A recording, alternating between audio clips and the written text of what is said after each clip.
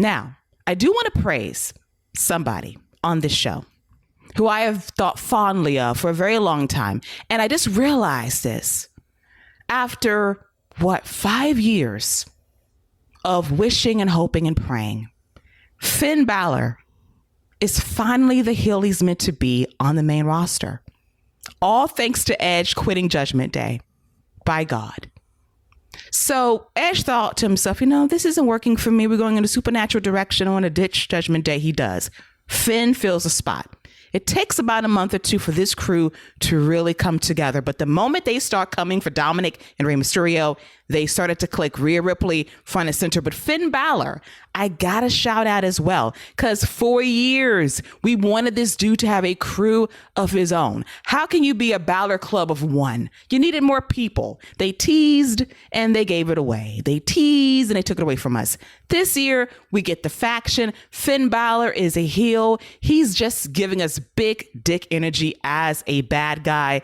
I love his facial expressions, promos on point, and he's comfortable. And I always go back to an interview he did on Backstage on Fox about 3 years ago when he returned to NXT to help in the war against AEW, which failed, obviously. But he notes that in WWE, the big main roster, the big stage, the lighting, all that stuff, it's Marvel, it's Disney. But NXT, stripped down to its core, is Broadway. You get to do what you want to do. And I loved that Finn Balor there. The heel, the surly badass, the guy that had great matches all the time. That Finn was beloved. Bring him back to the main roster. Smiling Finn.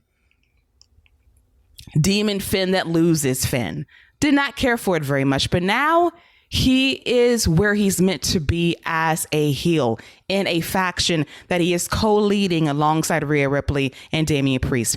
I love this for him. I love the beef he has with AJ Styles, another comrade from their days in the Bullet Club in New Japan. That's a great story. They're threading into Monday Night Raw as well. So I'm very happy to see Finn Balor be himself on the main roster at long last. And it just came to me thinking, damn, it finally came true. Finn Balor, badass heel with the faction, who is getting over at that.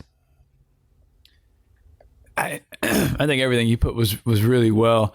Finn Balor is, first of all, shout out to Prison Finn, because he's definitely keeping that purple do-rag around. He got that thing hanging.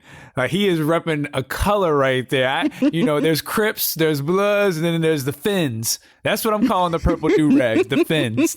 I'm gonna have to go get me one, because I'm trying to be a part of that. I think you're right, and it's a weird thing, because we've talked about in Workshop Judgment Day, and I think you brought a great point when you talked about, how the faction we talked about earlier wasn't a failure, and this took time, Rhea Ripley being front and center, but Finn Balor has still been kind of elevated as a top guy and feels like a top guy, feels like a bigger deal than he has. And that's what a faction is supposed to do. It's supposed to elevate everyone. Everyone is supposed to come out of the faction feeling like a bigger deal, having a bigger presence. And for right now, I think it's done that for all of them. And Rhea Ripley, like we've talked about, feels like a big deal. And Finn Balor, I just think him as a heel just feels right.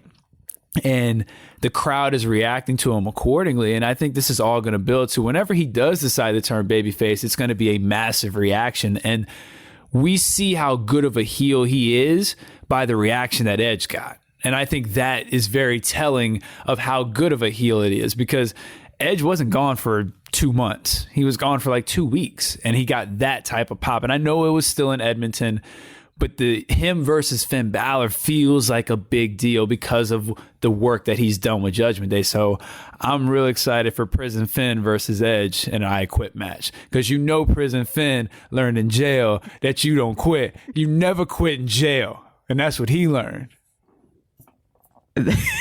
from Michael Scarn. Finn during prison time is a great visual, because I know that he was prison poppy in that jail the entire time he did his time.